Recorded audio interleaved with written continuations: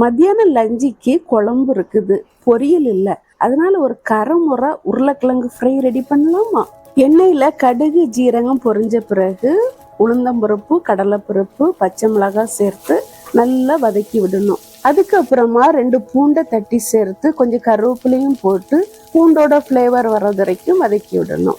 இப்போ ஸ்லைஸா கட் பண்ணி வச்சிருக்கிற உருளைக்கிழங்க கொட்டி 3/4 வேக்காடு அளவுக்கு வெந்த பிறகு உப்பு, மிளகாத்தூள், மல்லித்தூள், மஞ்சள் தூள் எல்லாம் சேர்த்து நல்லா மிக்ஸ் பண்ணிட்டு மசாலாவோடைய பச்சை வாசனை போறது வரைக்கும் நல்லா கிளறிட்டு கடைசியில 3/4 ஸ்பூன் அளவுக்கு பெப்பர் பொடி தூவி கிளறிட்டு இறக்குனா கரைமுறை உருளைக்கிழங்கு ஃப்ரை ரெடி.